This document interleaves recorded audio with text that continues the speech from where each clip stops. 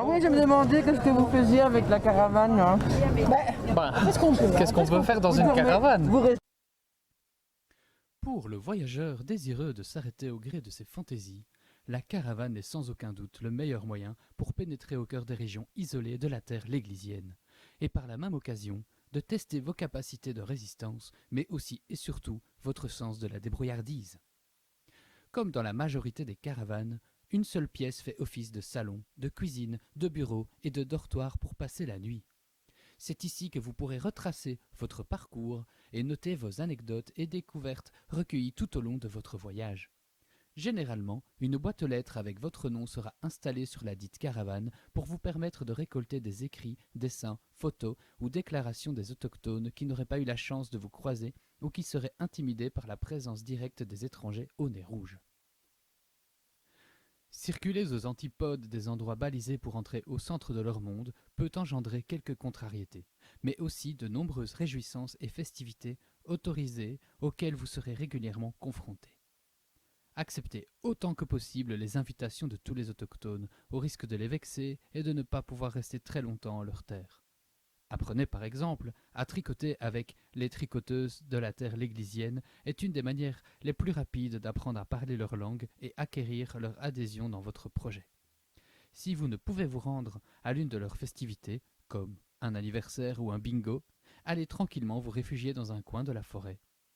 Normalement, personne ne pourra vous retrouver. Dans un premier temps en tout cas. Ne vous aventurez quand même pas trop loin, car les autochtones vous parleront d'un loup circulant dans la forêt du côté d'Ebly. Et même s'il n'y est plus, on y croit encore et on n'est jamais assez prudent. Si vous le croisez, restez dans votre chemin et ne tentez pas de communiquer par la parole avec lui, il ne parle certainement pas votre langue. Communiquer en terre léglisienne s'avère extrêmement complexe pour le voyageur ingénu, car plusieurs langues s'y côtoient sans que personne ne s'en rende vraiment compte. D'après M. Lagarmite, poète de Les Fossés, on parle en terre léglisienne 3 langues, le français, le patois et le wallon.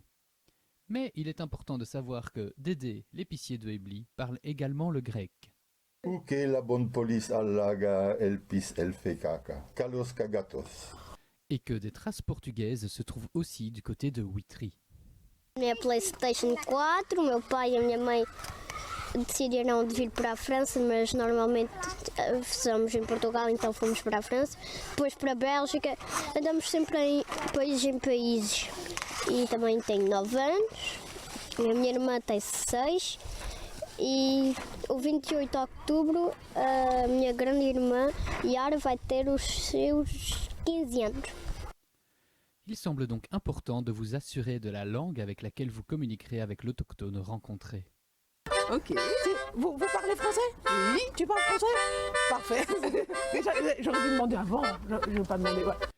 Pour vous orienter dans les innombrables villages et hameaux qui se dessinent sur la terre léglisienne, 28 en tout, vous pourrez toujours tenter d'interpeller les habitants. Et même s'ils sont recensés à 5500 sans compter les vaches, il faudra vous armer de patience pour trouver un autochtone qui pourra vous renseigner sur la direction à prendre. Bonjour, ici Jeannette, en direct de Witry, dans la rue du pas perdu, pas des pas perdus, mais du pas perdu, comme le pain perdu, mais ce n'est pas du pain, c'est un pas, un après l'autre, voilà, dans les rues de Witry. Alors, pour le moment, nous avons rencontré pas mal de petits citoyens et de petites citoyennes de l'école de Witry, et maintenant nous sommes à la recherche des grands citoyens, citoyennes de Witry. Donc si vous vous cachez, tac, on est là, on vous cherche. Voilà, alors je me suis bien habillée parce qu'il fait un peu froid, moins 32 je crois aujourd'hui, hein Jeannot? Moins 32? Oui, voilà, c'est ça. c'est ça. Donc tu as vu le rue du pas perdu? Voilà, ou gagné, on ne sait pas. Perdu ou gagné? Ah, as-tu perdu ou as-tu gagné? Non, voilà. C'était Jeannette en direct de Witry. La terre léglisienne pourrait aussi vous faire perdre un peu la tête, tant sa superficie peut être impressionnante pour le commun des mortels. En effet, il s'agit d'une des plus grandes communes de Belgique pour sa superficie. Ne perdez pas de vue votre boussole qui pourrait être de grand secours si vous vous perdez dans un des innombrables champs des villages de la commune ou dans la très réputée et gigantissime forêt. Dans les régions où le tourisme en est toujours à ses balbutiements, il y a très peu de chances que l'on ne vous laisse pas stationner votre caravane au centre d'un village. Mais il vaut toujours mieux entrer directement en contact avec les autochtones pour s'assurer des us et coutumes locales en matière de places de stationnement. Sous ces températures parfois glaciales, les sols glissants et les maladies en tout genre comme le Covid, les bras cassés ou la prise de froid sont monnaie courante. De quoi perturber sérieusement votre agenda. Qu'à cela ne tienne, car le voyageur averti patientera le temps de retrouver ses bras et sa santé et continuera son voyage avec plus de prudence cette fois. Par grand froid, vous pourrez toujours vous réchauffer auprès d'un feu de bois allumé par une autochtone au marché de Noël bien connu de l'église. Et même si vos pieds resteront glacés, il vous faudra vous forcer à bouger sans cesse et communiquer autant que possible avec les autochtones.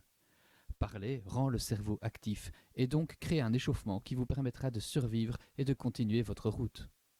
Jouer d'un instrument de musique et chanter vous permettra aussi de passer le temps et de réchauffer votre corps et le cœur de certains autochtones, mâles ou femelles. Lorsque les températures ne vous permettent plus de marcher ou de jouer, vous pouvez aller vous réfugier dans un centre chauffé dédié aux livres, appelé bibliothèque. En général, les personnes frigorifiées et en besoin de lecture sont acceptées sans trop de difficultés. Une fois rentrés, vous ne risquez plus rien. Un séjour en terre léglisienne inclut en général les repas. Une occasion de goûter aux traditions culinaires locales et de tester les services et l'accueil légendaire des léglisiens et des léglisiennes. Les tartes, cafés et mousseux du goûter des aînés de l'église ne vous laisseront pas indifférents. Restez cependant raisonnable dans votre consommation, afin de ne pas attraper une quelconque indigestion alimentaire. Si la faim frappe à votre estomac, vous pourrez vous rendre dans une épicerie du coin assez facilement, ou directement vous approvisionner dans un grand supermarché très réputé de la commune. Ce sera aussi l'occasion de rencontrer de véritables petits consommateurs affamés de la terre léglisienne. Un objectif commun qui pourrait bien vous rassembler. Attention cependant à ne pas embrasser les autochtones, véritables bouillons de culture, même les plus jolis et d'apparence inoffensive. Lorsque le soleil se couche et que la grande surface s'éteint, il vous sera encore possible de sonner à la porte de l'épicerie du Dédé pour vous fournir en base alimentaire. N'ayez pas peur de rencontrer la population plus jeune de la terre léglisienne, concentrée généralement en journée dans des abris fermés appelés écoles. Ces petits êtres vous apporteront des éclairages inédits sur les chemins à prendre et vous offriront leurs conseils et leurs anecdotes les plus inédites. Mais en aucun cas, il ne faudra prendre leurs indications pour argent comptant. Tentez de recouper vos sources avec les anciens des villages et persévérez dans votre périple. Il y a plein de campagnes, Oui, campagne, oui. des montagnes. Des montagnes. Ah oui. À la fin de vos 5 mois de route et de détours sur place, il est vivement conseillé d'organiser une conférence pour parler de votre séjour et faire participer la population à la suite de votre projet. N'ayez pas peur de leur montrer quelques photos. Le centre du monde léglisien se trouve certainement dans la devise léglisienne « Laissez-vous surprendre ». Alors ne prévoyez rien, ouvrez vos yeux et vos oreilles, récoltez vos souvenirs de vacances avec le plus grand soin et partagez-les avec les autochtones. En vous entendant, ils auront sûrement d'autres histoires à vous raconter. Si le silence est présent, ne vous inquiétez pas, il s'agit certainement de regards bienveillants et approbateurs. Vous pourrez alors dire au revoir à vos hôtes et prendre congé de cette terre léglisienne, à moins que vous en soyez tombé amoureux et que vous décidiez d'y rester, mais cela à vos risques et périls.